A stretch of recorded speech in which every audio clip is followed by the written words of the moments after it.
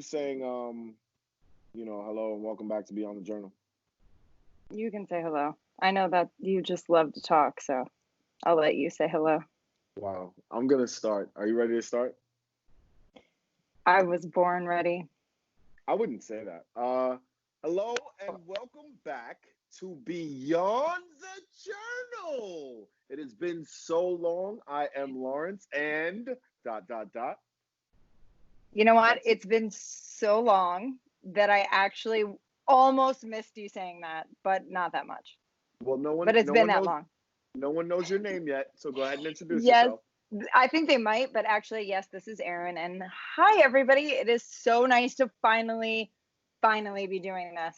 I've waited so long for Lawrence to get together and show up for this, so thanks, Lawrence. I appreciate it. So it is day 50 for me in the house, all right?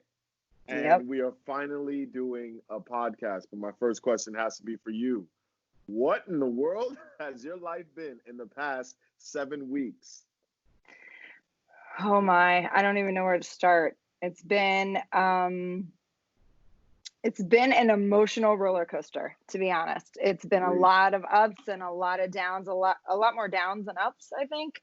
A lot of lessons, a lot of revelations, a lot of learning. But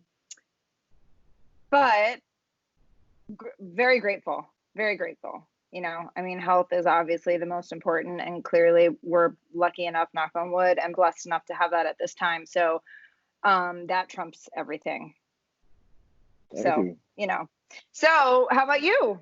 What has your life been like? Being a full-time teacher and father at home has been extremely interesting. I'd like to say, first and foremost, shout out to my son's teachers. I've definitely gone into the school guns blazing, and I'm now starting to see some of the things that teachers were complaining about. I don't know who else can relate to this, but shout out to my son's teachers.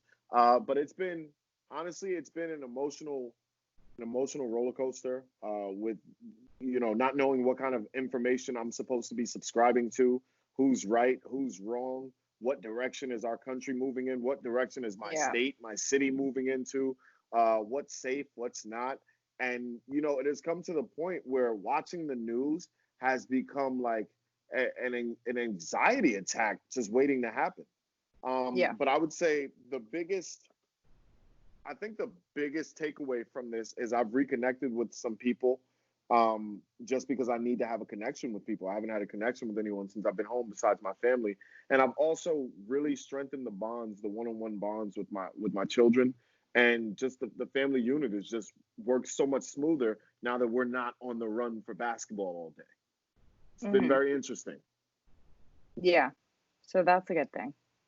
So it begs the question, and even my sons have brought up the question, not doing basketball 24/7, Dad, maybe we should do football. We can do baseball. We can do other things. We don't have to just do sports all the time. I'm really enjoying this one-on-one time with you, Dad. So and that brings us to what will be the new normal coming out of this. Yeah. That is the question on everybody's mind, I think, because we don't really truly know where we're headed right now, in any capacity, really. But before we even say that, you did say shout out to the teachers, and I totally agree. I think teachers are crazy, incredible human beings. Like the way that they've handled this, especially my boys' teachers as well, and my youngest has special needs. So the fact that all of his special needs are being addressed has been like mind blowing to me. I don't even know how they're doing it and how they have organized it so quickly. So I'm super appreciative of that. But on top of that, we just have to shout out, of course, all of the heroes on the front lines that are doing amazing things. People who are working in the grocery stores and the pharmacies and the hospitals and all of that. So the MTA as well. They're still working hard. Exactly. So they're keeping the city running and getting those frontline workers where they need to be. So that's amazing. And we definitely want to give credit to all of them. So yeah, I don't know what the new normal is going to be. And I think that does create a lot of anxiety for all of us because we don't really know where our life is headed in that direction. So that is that creates anxiety for me, actually. I think that it is really I'm a type A, like, control freak. I like to, like, know what's coming, and that has been super challenging for me throughout this whole process, not knowing what's next. But I've had to submit to that a lot, which is uncomfortable, but You, also necessary. ditto. And But sorry, ditto. Go yeah, ahead. no, go ahead. I think, interestingly enough, before all of this started, I was trying to learn to let go, learn to not Mhm. control everything. I know you and I spoke about this a lot, especially with my sons, just learning to let them experience and just let things happen, and then we'll pick it up on the back end. But it's been, in situations like this, the interesting thing about it being an international emergency is emergencies really call out not only your instincts, but they really lay out your intentions and your valuables and your morals, everything out on the carpet. And you have to take another look at it. Because what of all the things that we've placed on the important list in our lives, the list of priorities, what on this list of priorities has nothing to do with us surviving right now, right? So I wonder about that in terms of designing our new normals. Are we going to start from scratch and start thinking about survival first? Because the number one thing on my list is, why do we have these people in office if they're not going to dedicate themselves to our survival? Like the people on the front lines, like the first responders, they should be getting, I know I'm saying a lot, but they should be getting paid more than they do, because in case of an emergency, these are the people who will step it up. And you want to make sure the people who take care of you in an emergency because you can't take care of yourself, you want to make sure those people are always well taken care of. So that's Yeah. one question. The other question is, what are these people in office doing if they're more focused on the politics of everything as opposed to like restoring or preserving our way of living? So now moving forward, our new normal has to answer some of these questions. Right. I look at it I mean, I agree with everything that you're saying there too, but I also look at it more from like a personal perspective. And I think we've had a lot of time to think about a lot of things, right? And what's truly important to us. And when you said like when we design our new normal, I've asked myself that a lot of times, like, what exactly do I want to be incorporated into that new normal? Because there's a lot of things that I used to have that I don't want to have anymore, or I don't want to have to do anymore, or I don't want, like, I think we've learned that life is very short and fragile. And everyone always says that, right? And everyone's like, oh, it's just like when, before you get married or before you have kids or whatever, they're like, oh, your life's going to change. And you're like, oh, yeah, of course. Everybody says that, right? Well, everybody tells you life is fragile until it's really right in front of your eyes and you can taste it and see it and feel it.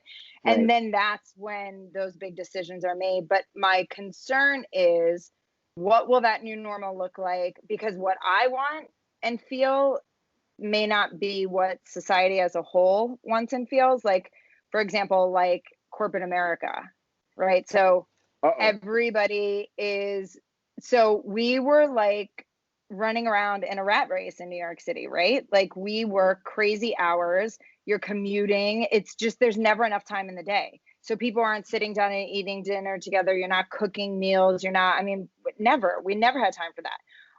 So now that we do, and we're starting to realize how important it is, I'm not saying I need to cook every single meal. Trust me, I'm over that already, but it's getting old and the amount of dishes is stupid. Like I can't even handle it, but where's the happy medium?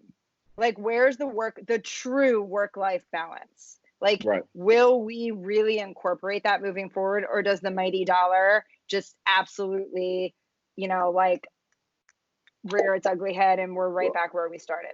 I think you bring up a very interesting question. I think, and as much as I would love to tell you we can now take control of our lives back, I think what this COVID-19 thing has really shown us is how out of control we are, and how much we have bought into a system that, and let me preface this by saying, typically when I used to encounter systems or institutions like a school or like a government, the very first thought that happens in my mind is these people have been granted the authority to make these larger decisions because they've earned their spots. It's because they have something that perhaps I do not, that I should then listen to them because they know better and they have my best interest in mind. Now that COVID-19 has hit, I can see that these are regular people, regular opportunists and capitalists who are looking to make sure they and their loved ones are coming out on top, and hopefully they can take care of the rest of us. I do not subscribe to that. I don't, right? So now I would love to say, I'm just going to forgo this whole subscription to the government. I'm just going to not follow behind what people say. I'm not going to listen to the principal. I'm not going to listen to the boss. But the fact of the matter is, we have sat back and subscribed so long that we are now entangled in a really intricate web or system full of other people's greed and hidden intentions. And some of their intentions are not so hidden. We just can't do anything about it.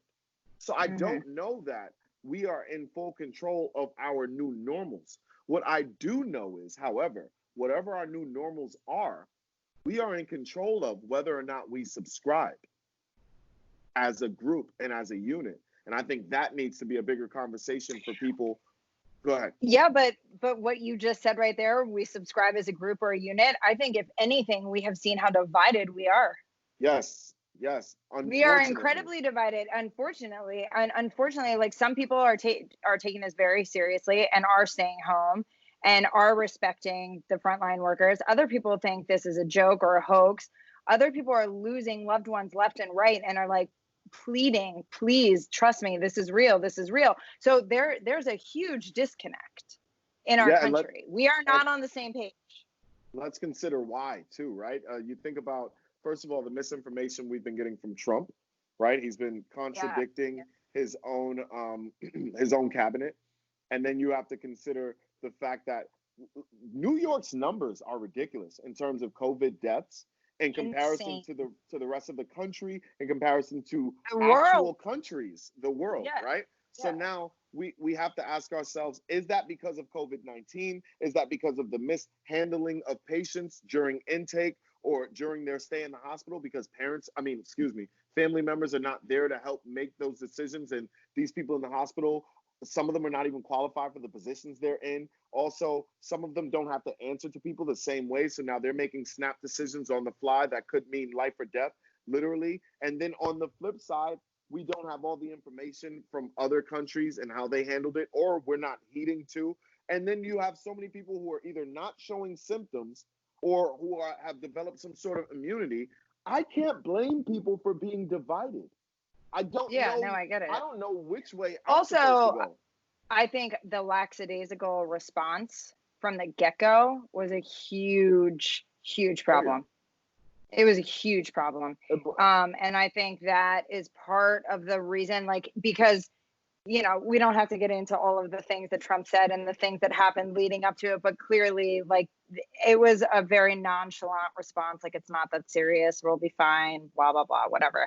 And clearly we know that's not the case. Right. So, it's, and that brings up a whole bunch of trust issues for me. Like, I'm supposed to look like you're supposed to be the ones in control of the country. You're supposed to protect the citizens of America.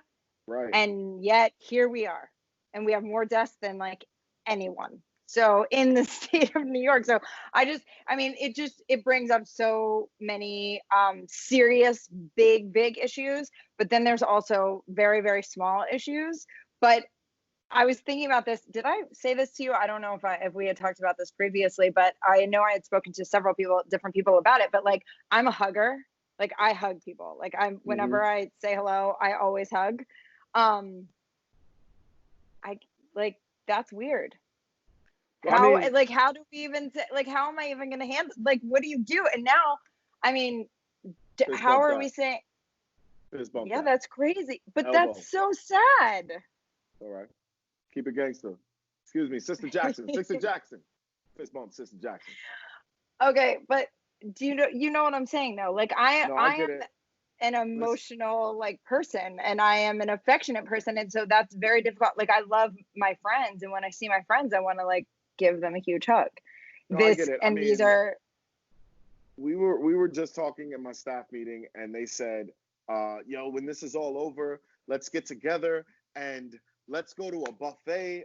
Can we make it a seafood buffet? no, And I said, I'm not going uh, anywhere where people can uh-uh. put their hands and germs in open spaces on food. I'm not doing that. And they were like, oh, don't be crazy. And I'm like, crazy? I I know. choose No, life.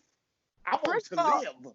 to a buffet, a buffet, like, I'm probably not going anywhere. Like, I don't even know that, like, I'm gonna wait till everybody else goes somewhere and watch how it Yeah. works out. I'm not running out of my house. You're Yeah. crazy. I'm not. I'm Yeah, not. can you by the way, just so you can, because some people might not know how we feel about buffets, can you quickly tell your story about a buffet? It's a quick story. It's a quick story, America, but it's a good one. You want to hear It is a this. good story. I went to college in Midtown Manhattan at Fashion Institute of Technology, and there's a ton of buffets in that area because it's right near Penn Station, whatever. And so one day, actually, we had done a podcast, and we walked into a deli, Lawrence and I, and he was like, "Oh my gosh, that smells so good. I don't remember what it is that you like from the buffet." And I was like, "No, no, no, no, you can't ever eat that." And you were like, "What do you mean? Of course, it's so good. I love it." And I was like, "No, no, no, no. You can never eat from a buffet in a deli in New York City ever again." Because when I was in college, there was a homeless man who was in the deli and was like putting his hands and parts in the food. And it was disgusting. And I will never forget it ever for as long as I live. And you, come on, people are nasty. You think that Yeah. those things are really that clean? No, I don't now. I did take it for Did I ruin granted, it? but I Did think I ruin it for you? but I no, yeah, actually you did ruin it for me, but I'm actually grateful. And I think this actually speaks to what we're talking about because there are things we took for granted. People don't wash their hands. There had to be a wash your hand campaign. People don't wash their hands. I've been in the movie theater bathroom or in the public park even, and they're just disgusting and they're filthy. And people will walk around with these germs on their hands, and either they forget or they take it for granted. And then they shake hands and fist bump Sister Jackson. I'm not touching your hand for a while. And No, I it don't know about fist bumping. The elbow is fine right now. elbow right now. Yeah, Or I I don't. mean, Sister Johnson might get the head nod. It's popping. What up? Yeah, I don't even know. Yeah, do we even touch people anymore? I don't know. I I mean, I'd listen. like to hope at some point we get there. I mean, I don't need to touch everybody, but you know what I'm saying? Like, you're like the people who are important to you that aren't necessarily living in your same residence. Like, how, like, but you don't know where they've been. Like, you don't know what trains they've been on, what they've touched, what they do. Like, so, and even I'm just saying in a daily, like day to Right. day scenario, like, not that they're doing anything wrong or nasty, but just like the subways are disgusting. I don't know if you saw this, but last night or yesterday, the MTA announced that they closed the subway from 1 a.m. to 5 a.m. to actually disinfect and sanitize it. And I put it on my story on Instagram, and I'm like, hold up, time out, wait a second. They didn't do this before? Like, Yep. that just doesn't even make sense to me. Like, that should be something that we've been doing forever, and especially since COVID hit. But this is the first time we're doing this. And can this please be this way forever? The Right. subway is disgusting. This goes exactly back to the assumption that we have when we sign up for things. We assume people were granted the authority because they're going to Exactly. make the right decisions. But the reality of it is we sit back and we wait for people to, like, even before they close my school down. I was the first person saying, why am I going to I work today remember. if I you remember. remember that, right? So I I was remember. uncomfortable and I made some noise and they closed my school down, thankfully. But I went and I snatched up my sons. I don't understand what you guys are waiting on. And then I realized we're waiting on the mayor to determine, or the governor, or whomever else to determine whether or not this is an emergency. I don't care what school you've gone to. as a parent, as an adult, I am qualified to declare an emergency. And that was an Yeah. emergency. And Yeah. so Yeah. the subway system, the city, everyone should have responded, but we were waiting on people, and we were waiting on people for political reasons. Well, for financial reasons, really, at the end of Financial the reasons, day, even if you worse, really which want to get real about it, they're two of because the that's, same nowadays, unfortunately. yeah, that's true. Very true. Right? The problem is, like I said, it's the almighty dollar. It rules everything. Unfortunately, they thought that they were doing a good thing by delaying a bit or pushing it back a little bit because of the economy and because of finance. And I think really in the long run they did more damage than good, because here we are. If we would have gotten really strict and really serious right at the very beginning, I feel like we may not be having the same conversation we're having now. But I listen, agree. hindsight's 2020, and we are where we are. Life is going to change, or has changed already, and will continue to change. I saw a report today that said pandemic experts say this will be another 18 months to 2 years before we really have control of this virus. And which makes sense. And especially, I think other parts of the country will probably recover a lot sooner than New York City. New York City is the density of the city, and like the subway system being as filthy as it is. And the homeless people that have literally made it their homes lately. I don't know if you've seen any of those clips. Yikes. What's going on? Naked, like completely naked, like on the seats, like sitting, and like no pants. And a woman was like dancing. She I remember her. Yeah. took off her shirt. Yeah, there's been a lot, but like there's a lot of homeless people in the subway right now. They know where else to go, and they're empty, so they can just ride them. But it's a problem. So, and they're not being taken care of either. So there's so many issues. There's so many things we could talk about, but more importantly, one of the things that we need to address is basketball, because basketball is a team sport with one ball, and you have multiple people touching that ball and sweating and coughing and all of those things going on.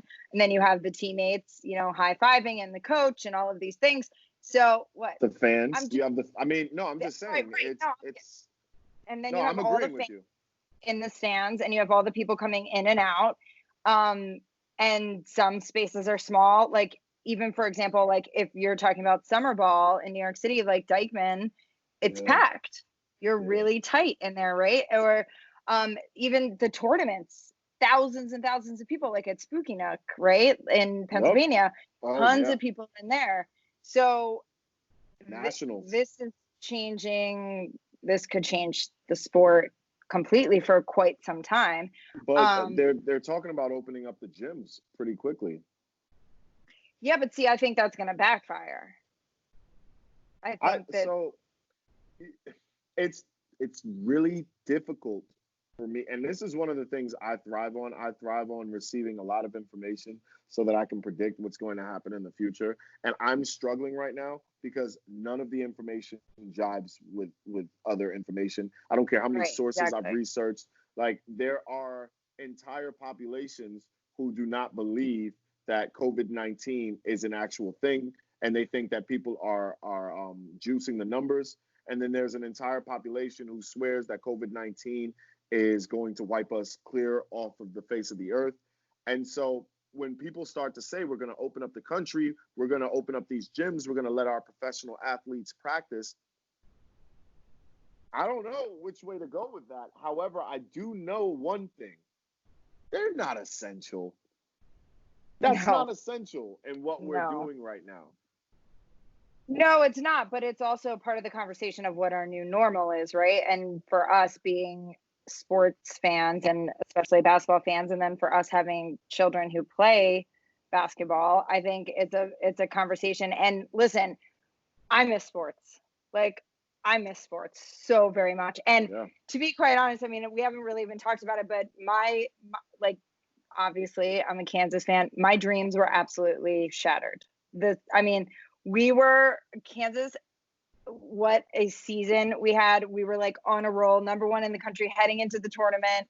It was going to be amazing. You thought what was getting ready to happen? I'm confused. maybe I'm missing something. What did you think was going to happen? I don't think I need to really break it down for you, but all I need to say is we were number one in the country heading into the tournament. So, and not only were we number one in the country heading into the tournament, we were on fire. We had finally found our groove. We were in sync. We had it all going. I mean, listen, I'm being very selfish talking about that. Like, yes, that crushed me. It crushed the kids who play on the team a lot more, and the coaching staff, and all of the college athletes, especially the seniors. And, you know, there are so many horrible, awful, sad stories about people who have lost out on things because of this. But I miss basketball. I miss sports, period. I mean, I'm a sports fan in general. I like a lot of different sports, but basketball is always my number one. But I watch football, some baseball, it depends. But I just like sports. I like just anything competitive, right? So it sucks not having sports on TV. It really does. However, I saw when the NBA announced that they were going to open the gyms in some places where the restrictions are being lifted. That doesn't feel fair to me. Because there are places like New York City, the restrictions are not being lifted. So are you going to take all the team members and move them to a new city so they can practice together? Because you can't have some teams practicing and other teams not practicing. Because how's that fair? Because really, basically what they're saying is they're going to go straight to the finals, most likely.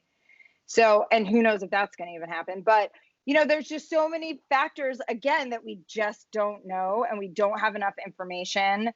And a lot of people are saying, on top of what you just said about like it'll wipe everyone out, or the numbers are grossly inflated.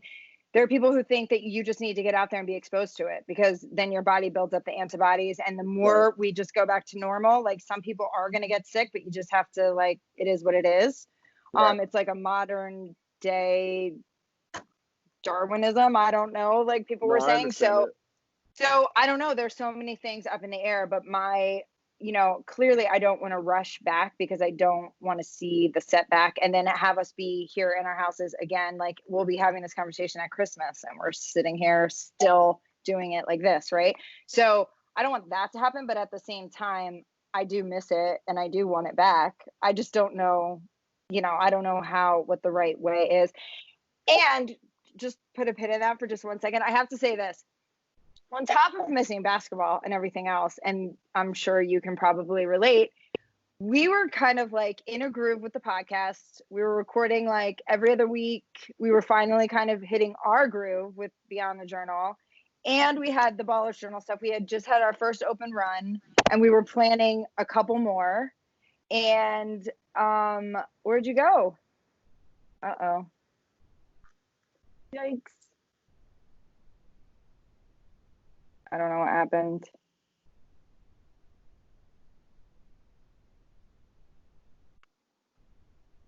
There you are. What happened? I have no idea what just happened. Sorry about that. That's okay. So anyway, hey, these are the times, right? This is what we're dealing with. So we had just had our first open run for the kids for Ballers Journal. And we were planning like 2 or 3 more events with Coach Chris at Randolph. And we had so much interest and feedback about that. And we were kind of in a groove, and like things, like I felt like really, really good about our progress and where we were headed with Beyond the Journal and the Ballers Journal. So I miss that so much. And I miss working with you. And like all of it just seemed to be coming together. So it just felt so good. And we had just celebrated a year of the Ballers Journal, and just like everything felt like we were in our groove. We were finding our groove, and we were starting to really make some progress. And that hurt like a lot to swallow. It did hurt, you know. I especially think about all the events we were planning for the kids and the direction of where the Ballers Journal was going, and quite possibly could still be going. I'm sure we'll figure that out. I'm also sure we will figure out this podcast and everything we do individually as artists. I do believe you and I, as well as many of the people who support us, we are, for all intents and purposes, we are survivors. Just because we've subscribed to a system that, I don't want to say it failed us, but it didn't really keep us as number one. Just because we've subscribed, those are not signs of weakness, right? The fact that we have survived, despite the fact that we weren't a priority, it shows that we're strong and we're going to continue to have the strength as long as I think we need to work on sticking together more, and sharing information with one another and not depending on specific sources anymore. But I do think this begs a larger question of how permanent are things in our lives. And I know you and I have had this discussion. We often, as human beings, we are quick to say, we want to keep this, or we want more of this. We want to see some more of that. And it is hard for us to accept the fact that a moment could just be that. And this COVID-19 has rocked all of us. And it's a reminder that moments are to be special, not necessarily manufactured. And so we can't always depend on the permanence of things that enter our lives. We really have to make it work for as long as we have it. And that is one of the biggest lessons I've learned from COVID-19. I've got to make it work as long as I can, because I don't know what tomorrow is going to look like. Not with my president. Right. But then I ask you this, what have you taken the time to take a big step back and figure out what's worth making work? What's worth making work? What's worth extended attention and fighting and overcoming challenges? Right. So yeah, that's been huge for me as well. I think number one on that list, I'm sure you would agree, are sons. Because until they can fend for themselves, and even after they can fend for themselves, I'm sure they will be at the top of our list of things we are willing to fight for, because you know how we're parents. We're parents through and through. Yeah. I think the other thing I'm willing to fight for is my peace. I realize now that I've spent so much of my life ignoring traumas. I've spent so much of my life allowing others and denying myself. I've spent so much of my life using other people's opinions of me as a barometer of how successful I'll be, or how beautiful I am, or how talented or intelligent. I truly believe that once I grant myself peace, I can then grant myself confidence, and I can grant myself love. And with that, I can then turn around and do so much more for the people I care about. So I think the number one thing I'm willing to fight for is my family. And the number two thing I'm willing to fight for is myself. And then I feel like a lot of other things are a bonus. And of course, when I say family, I mean not just people who are blood related. I mean people I love, people I hold dear in my heart, people who have gone beyond the call of a friend. They are family now, whatever the capacity. Yeah. Okay, well, you didn't mention Ballast Journal or Beyond the Journal, so I'm sorry. That's part of my piece, though. No. Time out. I'm not criticizing you. I'm saying, how do you feel about that moving forward? Just because for the people who are listening, who do enjoy listening to this, and who have reached out, and I got to give a big shout out to the people who have sent text messages, DMs, phone calls going, where are you guys? We miss you. We want to hear what you think. What are you guys doing? How are you going to keep Ballers Journal going? So there's been a lot of love and support shown. So I just want to shout out everyone who really does care about the Ballers Journal and this podcast. Thank you so much for your concern and your care. And I wasn't calling you out saying that you don't care about it. I just want a chance to explain what I was trying to say. I'm going to ask, that was where I was leading. You know what? This is where I was leading you. Can you just give me a moment? I can't, but you can have it now. Clearly, but I'm going to take it anyway. Thank you. But anyway, so I'm not saying that should be obviously family, friends, your peace of mind, like survival, all of those come way before Ballers Journal and Beyond the Journal. But I'm saying as an update to the people who are listening or who do care, and actually, we didn't even really talk about this, so let's talk about it now.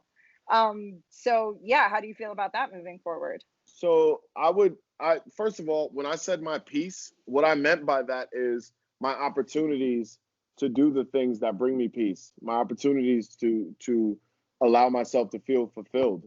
And those are things like working with children. Those are things like writing. Those are things like discussing ideas like we do on Beyond the Journal. And the whole children and writing thing, that's almost all the Ballers Journal is. You know, it's the art of this community that is centered around making children's dreams come true. So my writing, as is your photography, these are major parts not only of the Ballers Journal, but they're parts of my serenity. They're parts of my ability to express myself. And I find myself becoming emotionally and somewhat spiritually stifled when I can't do these things. I really have missed doing our events. You know, I check out, shout out to all of my Instagram people, the Thomas family, Scooter and his wife and his two kids, Mel and Reem and Heck and Guard Fam and B at Guard Fam and LJ and who am I? I'm thinking about Lexington Clark, Naya, just all of our people.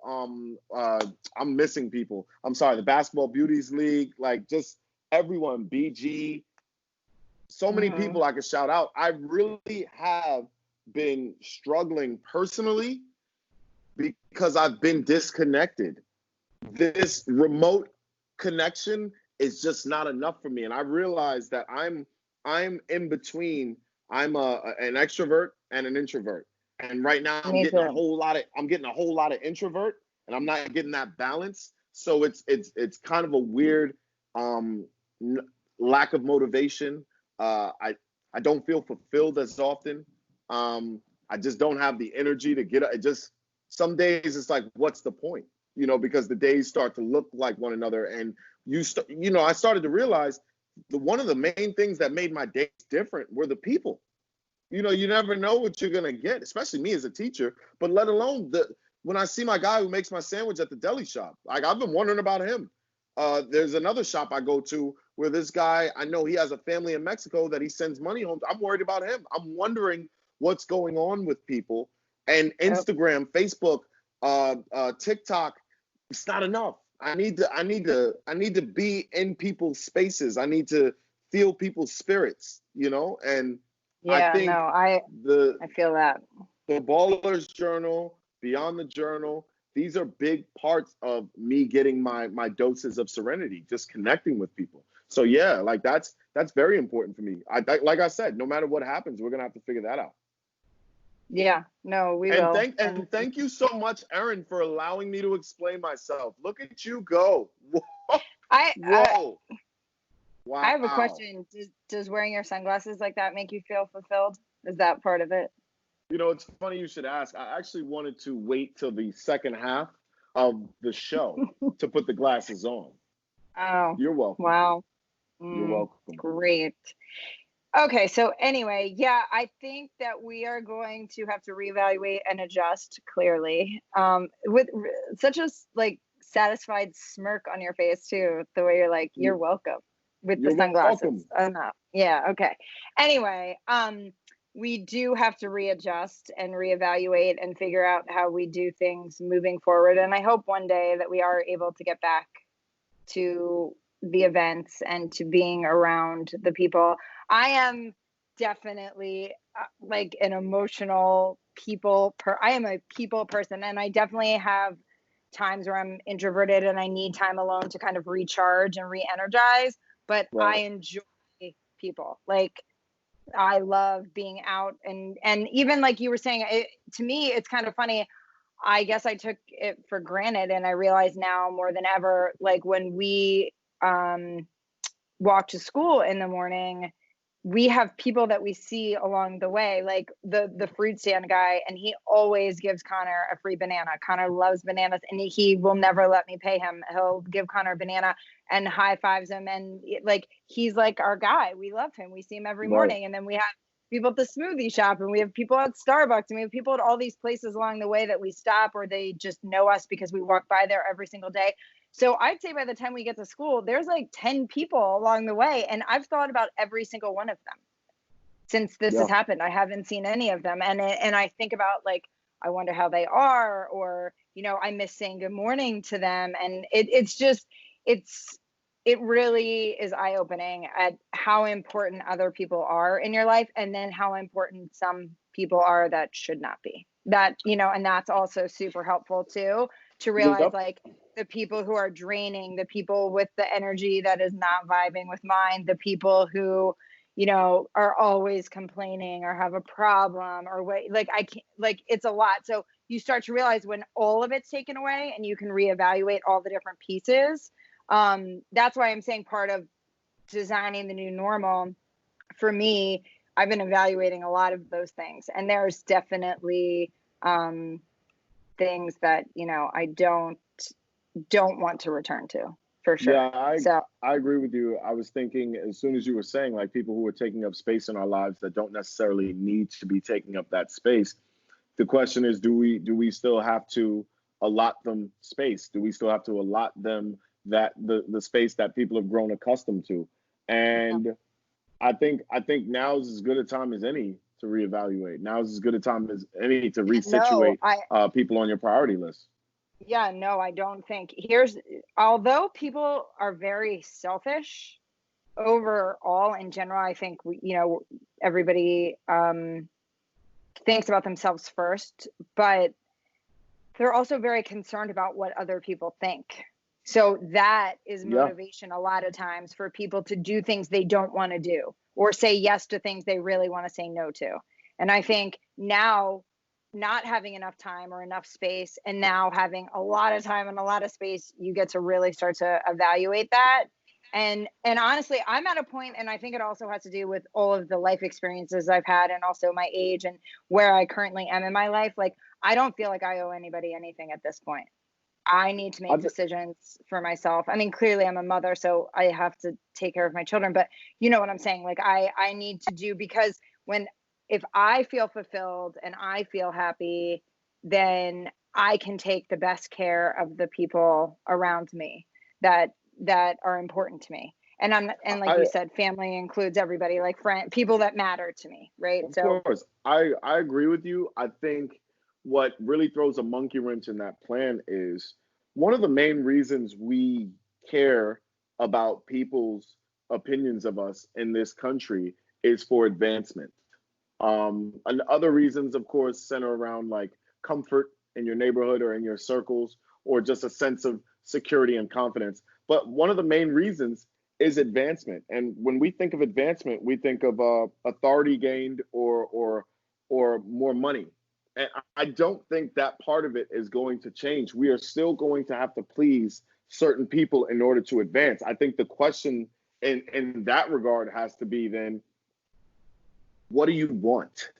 Do you want to advance, or do you want to live an enriched life with your family and your friends?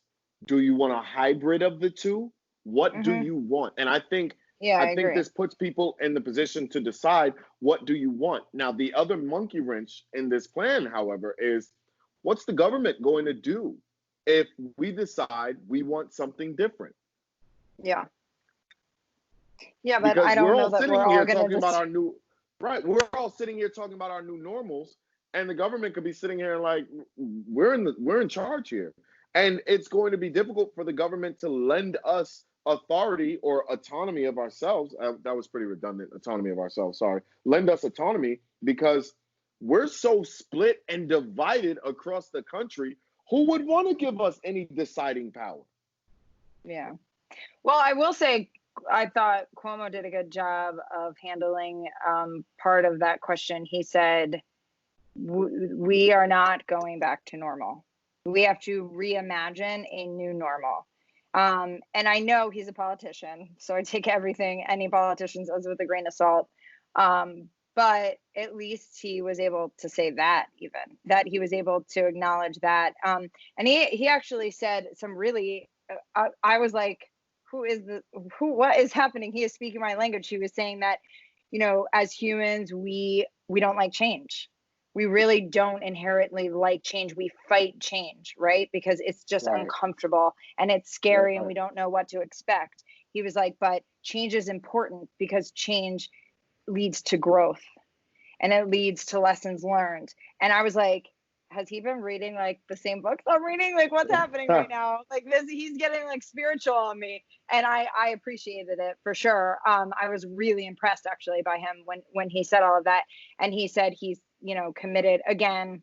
as a politician, I'm, whatever, but he said he is committed to reimagining a new normal for New York City. And I think that we are going to have some big changes. I'm not exactly sure what they are, but I think the way people work will be different. I think the education system could change a bit.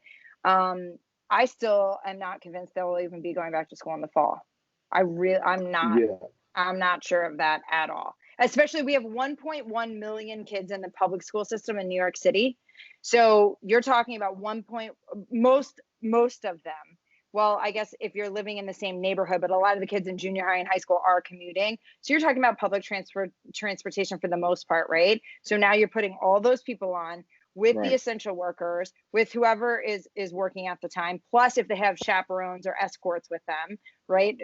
A cousin, aunt, uncle, mom, dad, whatever, brother, sister. So now you're really flooding the public transportation system, and that's the breeding ground in New York City. Yeah, I think not only that. I'm not convinced. Sorry. Not only that, you're talking about, classrooms and just regular busing, like the school buses. Right. How many school buses are you going to need to transfer students with social distancing rules in place? And it just doesn't sound practical. And I think remote learning is going to take place a little longer than we would like. I think the scary part about that is, like, I'll be honest, I have students that have just not shown up for various reasons. I had students who had the coronavirus, whose parents had the coronavirus. I have a student, God bless him, his one and only parent just passed. What are you teaching this kid right now? And given these instances, I have other students who have to take care of their siblings or their nieces and nephews. And I have students who are just overwhelmed. Like, I don't know how to do this via computer.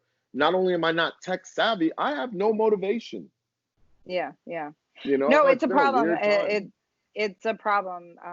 Attendance is definitely an issue for sure. And we really have no gauge as to what each student is really truly learning and how much homework they're doing. And it's just all over the place. I mean, I'm shocked actually that this system wasn't already kind of in place in case of an emergency, especially after 9/11.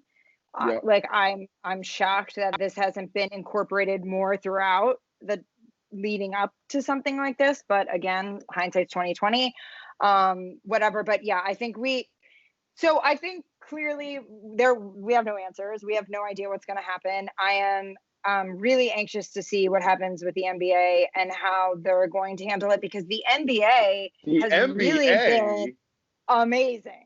Okay, they really truly they were kind of leading the way. I mean, they were making decisions to shut things down before the government was. So they have done a really good job, and I know that, I mean, clearly money is a factor, obviously, and they are losing a ton of money right now.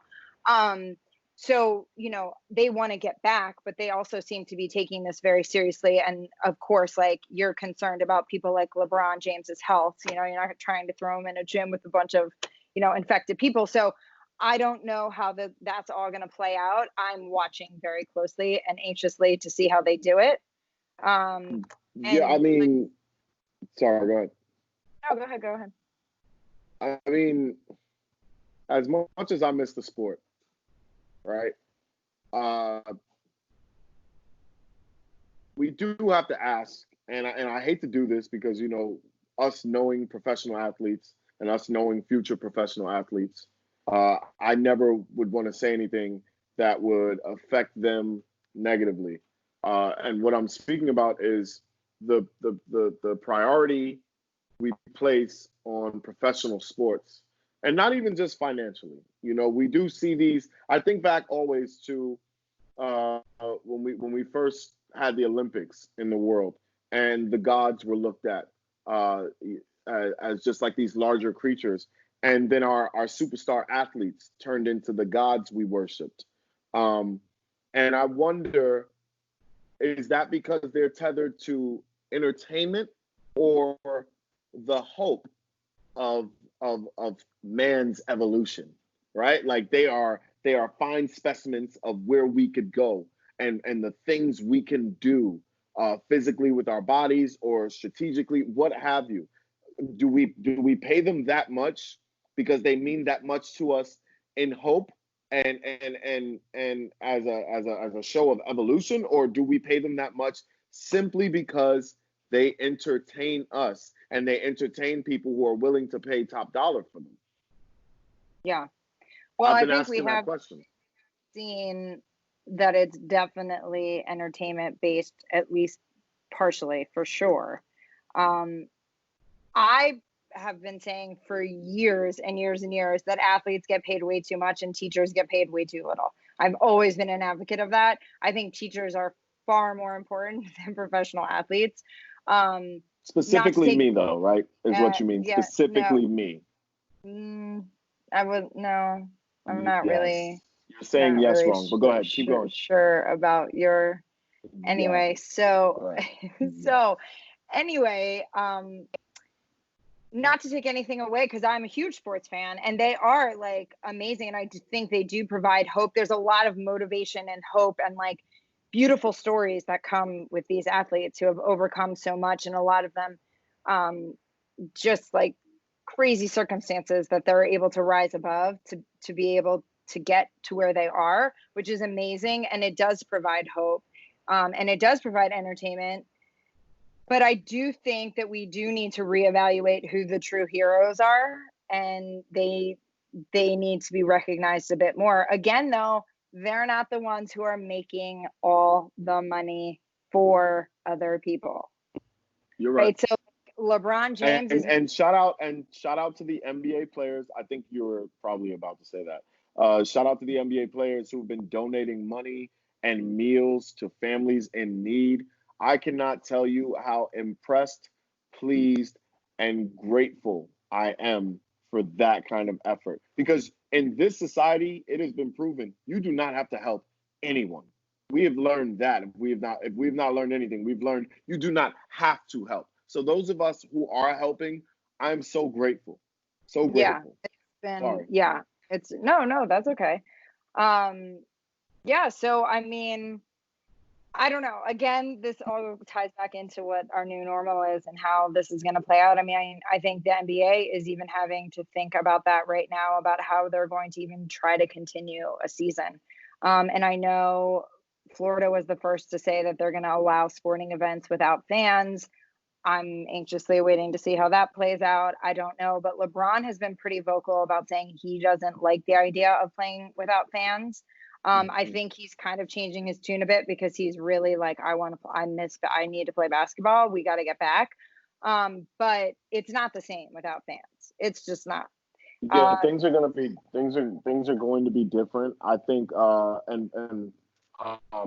next episode, we're definitely going to not only talk about some of the laws that have passed during this pandemic from the United States government, while people are not really paying attention. We're also going to talk about some of the changes that have happened to the NCAA, the NBA, and just high school athletes. I don't want to dip into that right now, but we'll definitely be painting the episode with that next time.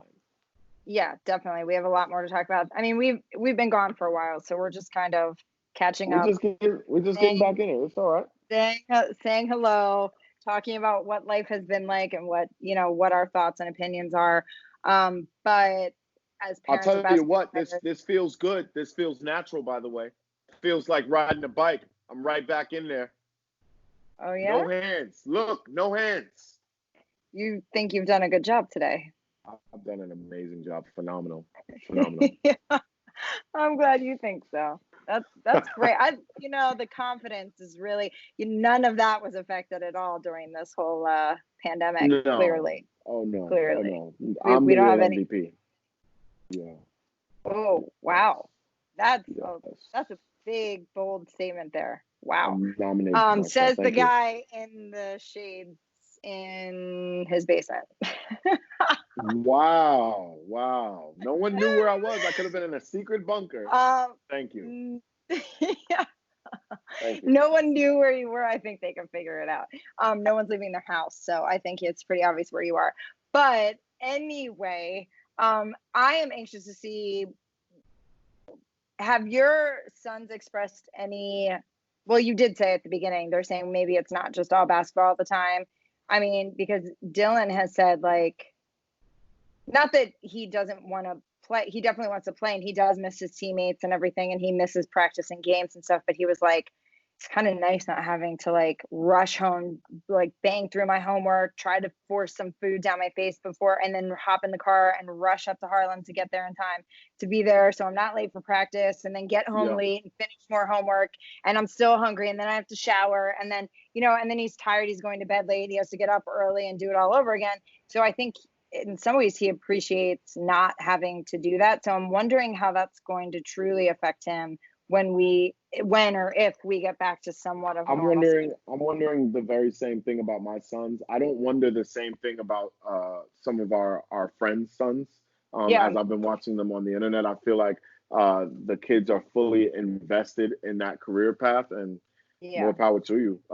Because I think it has to be a commitment that the child signs up for, and I feel like a lot of my friends' sons, their children have signed up for it. I don't know that my sons are fully committed to just basketball. But the crazy thing about it is, this is my moment to brag, the one thing my sons have appreciated the most has been the opportunity for one-on-one time with their father, because we do so much, all the things you just listed, it puts us all together, which is great. And, I often make the mistake of thinking, I'm doing a wonderful job of parenting because I'm at every game, I'm at every practice. And I'm not only at every practice, I do drills with them. I work them out. I make sure they're doing their push-ups.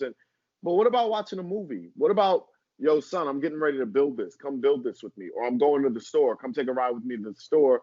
Or just come sit on the couch with me and watch the show. Or, I got something on my phone to show you. Or I wrote something, you want to read it. Like, we have these moments where we can be father and son, and I don't just have to be drill sergeant to soldier or coach to player. And it's been really, really nice. And my sons have been the ones to point it out. So I don't know that they're going to want to turn right back around and fully commit like that. Whatever they do, they'll be committed. But I think they're going to want some more just family time. Makes sense. Yeah. So, I mean, we have so much to talk about. I'm actually very, very happy to see you. Happy to be here. I am too. It's been too long. This has been too long of a wait. I've missed all of our supporters. We definitely want to know what you all have been up to. Feel free to tag us on your trainings, tag us on your at-home learning. I know some of you parents, shout out to you parents. How are you holding up being at home with your children? How has it been for you being the teacher? Shout out to the kids. How's it been for our teenagers? You guys are home all day long. What's that like? And missing out so much, and missing out on prom and graduation and all of these things. How's that been? It's been a lot. And I have to say, homeschooling is not for me. I'm not digging it at all. It's not for me either. I'm not. I can't. My boys got to go to school. They need to go to school. I've always said this. I never wanted to be a teacher. If I wanted to be a teacher, I would have been a teacher. I am not here to be a teacher. And much respect and love to all the teachers. And it's amazing what y'all do. I am not one of them. I am not one of you. I was not built for that. They need to go to school. I'm good. I'm good with that. So anyway, yes, we want to hear from all of you what you're doing, how you're keeping busy, how you're training, what you think about all this. What do you think about the NBA? What do you think about NCAA? What do you think basketball is going to look like moving forward and in the future? How are we going to do this? What do tournaments look like? What are we going to do? Tell us. How soon should we reopen our states and our cities? Let us know in our towns. Did we run out of time already? Yeah, We're done. We got to go. Well, before we go, we always do a quote. We do. I have a quote prepared. Yes, I have a quote prepared that I wrote, and it says, "We started manufacturing moments for their byproducts. We need to learn to let go enough to let miracles, love, and life come to us the way they mean to happen." I hope that for us. Interesting. All right. Well, you like it? I do. We'll see.